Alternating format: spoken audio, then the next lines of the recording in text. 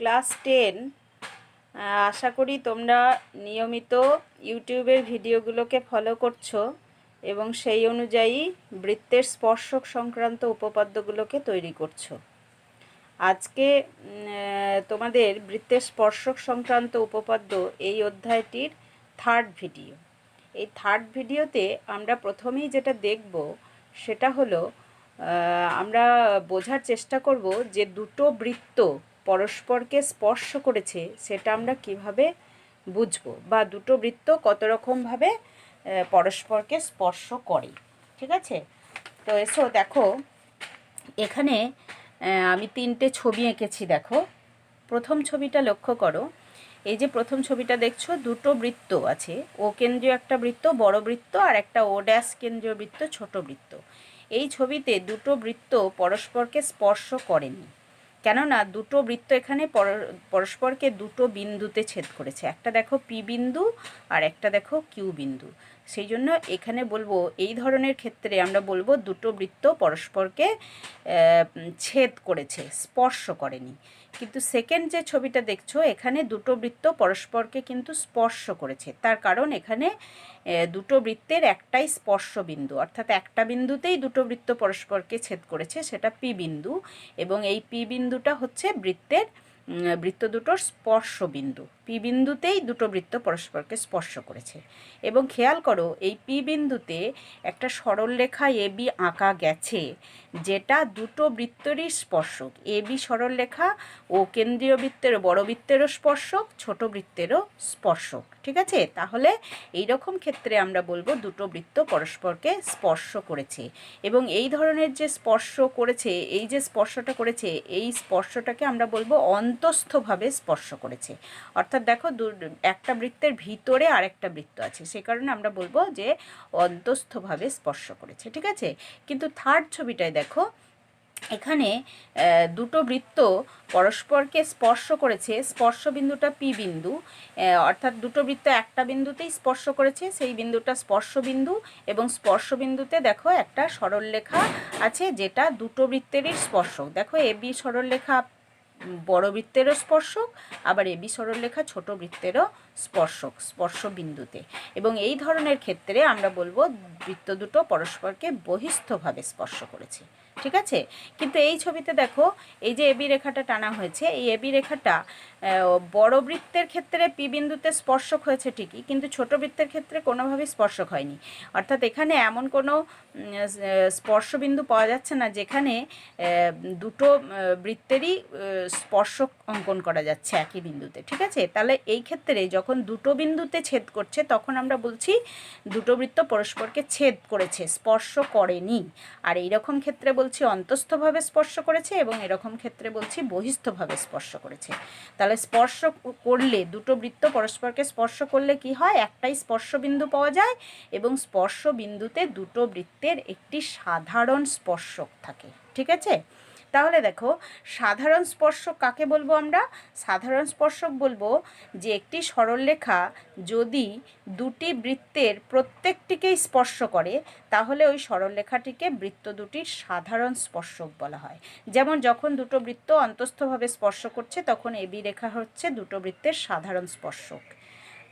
এখানেও এবি রেখা হচ্ছে দুটো বৃত্তের সাধারণ স্পর্শক।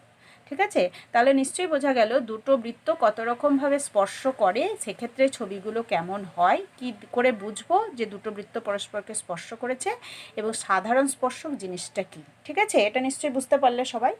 এরপর দেখো সাধারণ স্পর্শক কত রকমভাবে আঁকা যায়। দেখো এখানে আমি তোমাদের জন্য 4টে ছবি এঁকেছি। দেখো প্রথম যে ছবিটা, সেখানে দেখছো দুটো বৃত্ত আছে, একটা পি কেন্দ্রীয় বৃত্ত, বড় বৃত্তের কেন্দ্র পি আর ছোট বৃত্তের কেন্দ্র কিউ। এই দুটো বৃত্ত পরস্পরকে দেখো একটা বিন্দুতে অন্তস্থভাবে স্পর্শ করেছে, এবং সেক্ষেত্রে দেখো এই যে রেখাটা দেখছো, এই রেখাটা দুটো বৃত্তের সাধারণ স্পর্শ। ঠিক আছে, আর দ্বিতীয় ছবিতে দেখো পি কেন্দ্রীয় বৃত্ত এবং কিউ কেন্দ্রীয় বৃত্ত, দুটো বৃত্ত পরস্পরকে ছেদ করেছে, দুটো ছেদবিন্দু স্পর্শ করেনি, কিন্তু দুটো বৃত্ত পরস্পরকে ছেদ করেছে। সেক্ষেত্রে দেখো দুটো সাধারণ স্পর্শক আমরা আঁকতে পেরেছি, উপরের দিকে একটা আর নিচের দিকে এইভাবে একটা। দেখো এখানে সাধারণ স্পর্শক কেন বলছি এই রেখাটিকে? কেননা এই রেখাটি দুটো বৃত্তকেই স্পর্শ করেছে। স্পর্শ বিন্দু দুটো আলাদা ঠিকই, কিন্তু এই রেখাটি তো দুটো বৃত্তেরই স্পর্শক, বড় বৃত্তেরও স্পর্শক, ছোট বৃত্তেরও স্পর্শক। স্পর্শ বিন্দু দুটি কেবল আলাদা, ঠিক আছে? এখানেও তাই, এই রেখাটা কিন্তু দুটো বৃত্তেরই সাধারণ স্পর্শক। কেমন? নেক্সট দেখো থার্ড ছবিটায় দেখো এখানে দুটো বৃত্ত পরস্পরকে বহিঃস্পর্শ করেছে, তাই না? ছবিটা একটু আগে যেটা দেখলে সেখান থেকে তোমরা বুঝতে পারছো বড় বৃত্ত আর ছোট বৃত্ত পরস্পরকে বহিঃস্পর্শ করেছে। এই ক্ষেত্রে দেখো তিনটে সাধারণ স্পর্শক আমরা আঁকতে পেরেছি, একটা উপরের দিকে এইভাবে, একটা নিচের দিকে এইভাবে, একটা এরকম লম্বালম্বি মাঝে, ঠিক আছে? এখানে তিনটে সাধারণ স্পর্শক আঁকছি। আর এখানে দেখো দুটো বৃত্ত পরস্পরকে স্পর্শও করেনি, ছেদও করেনি। একটা সার্টেন ডিস্ট্যান্সে দুটো বৃত্ত আছে, একটা বড় বৃত্ত একটা ছোট বৃত্ত, কিন্তু এখানে চারটে সাধারণ স্পর্শক আছে। দেখো এই রেখাটি একটি সাধারণ স্পর্শক, স্পর্শবিন্দু বড় বৃত্তের এটা, ছোট বৃত্তের এটা। এটাও সাধারণ স্পর্শক, বড় বৃত্তের এটা স্পর্শবিন্দু, ছোট বৃত্তের এটা স্পর্শবিন্দু। এটাও সাধারণ স্পর্শক, দেখো ছোট বৃত্তের এইটা স্পর্শবিন্দু, বড় বৃত্তের এটা স্পর্শবিন্দু। এটাও সাধারণ স্পর্শক, এটা স্পর্শবিন্দু, এটা স্পর্শবিন্দু, ঠিক আছে? তাহলে দেখা যাচ্ছে বৃত্ত দুটোর অবস্থানের ভিত্তিতে আমরা সাধারণ স্পর্শকের সংখ্যা বিভিন্ন রকম পাচ্ছি। যখন দুটো বৃত্ত পরস্পরকে অন্তস্থভাবে স্পর্শ করছে তখন একটি সাধারণ স্পর্শক, যখন দুটো বৃত্ত পরস্পরকে ছেদ করছে তখন আমরা দুটো সাধারণ স্পর্শক পাচ্ছি, যখন দুটো বৃত্ত পরস্পরকে বহিস্থভাবে স্পর্শ করছে তখন আমরা তিনটে সাধারণ স্পর্শক পাচ্ছি, আবার যখন দুটো বৃত্ত পরস্পরকে স্পর্শও করেনি, ছেদও করেনি, তখন আমরা কিন্তু চারটে সাধারণ স্পর্শক পাচ্ছি। কেমন?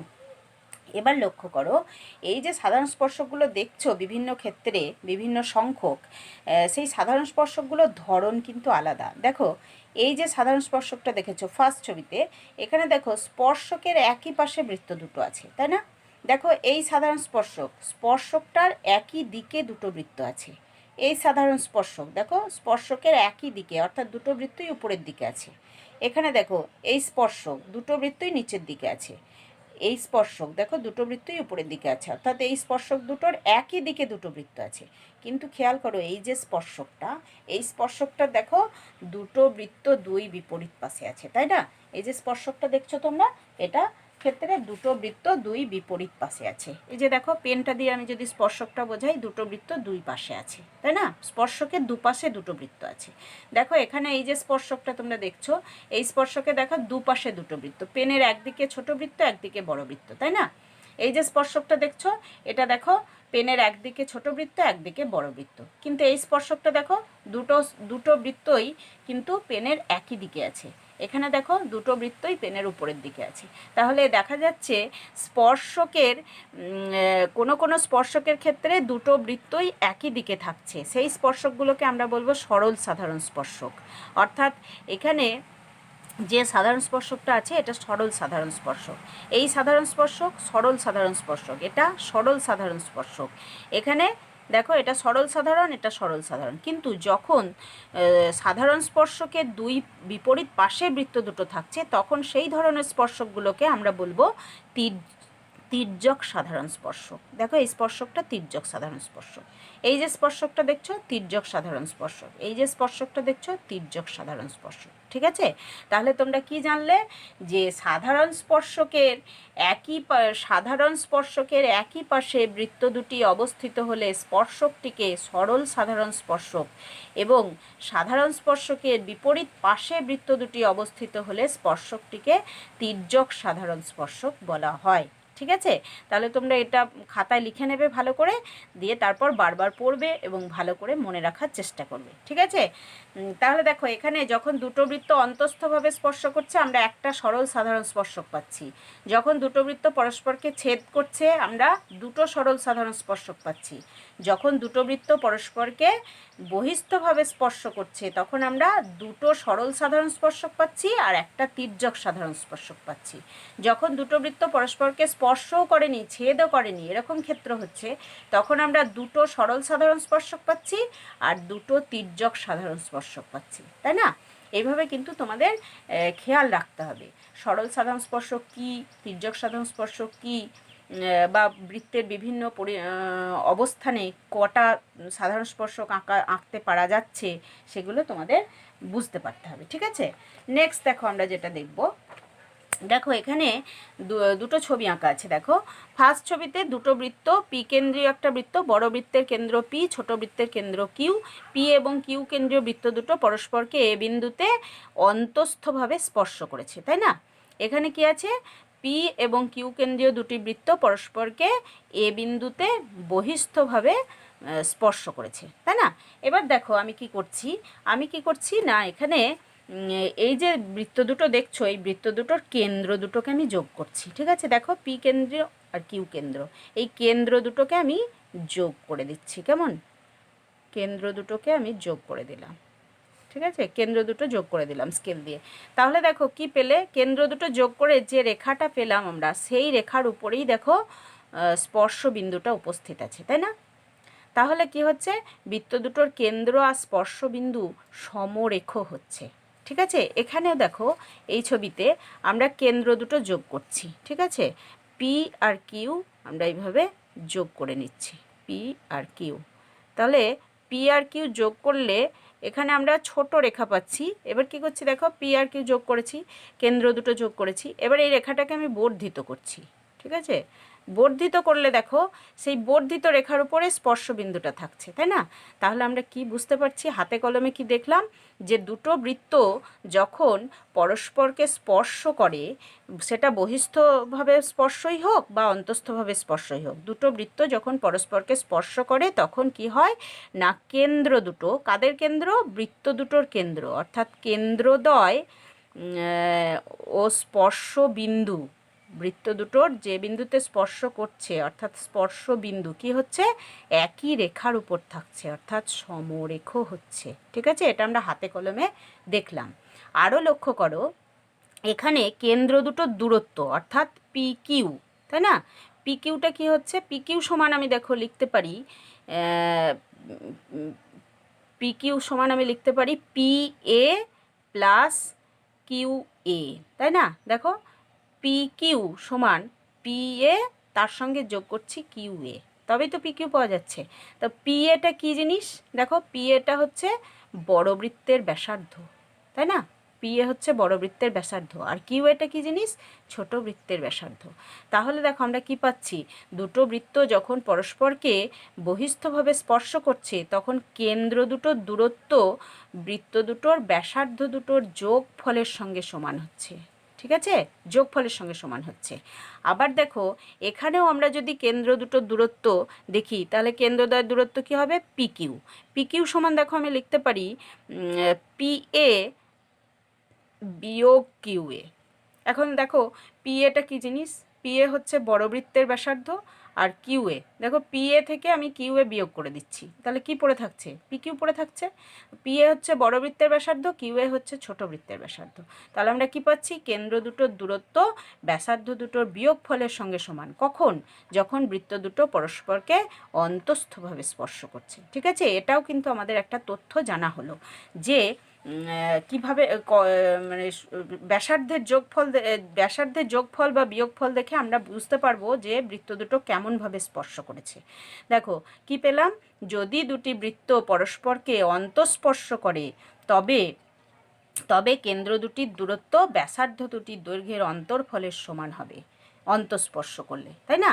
আর যদি দুটি বৃত্ত পরস্পরকে বহিঃস্পর্শ করে তবে কেন্দ্রদ্বয়ের দূরত্ব ব্যাসার্ধ দুটির দৈর্ঘ্যের সমষ্টির অর্থাৎ যোগফলের সমান হবে, তাই না? এই যে হলো এখানে।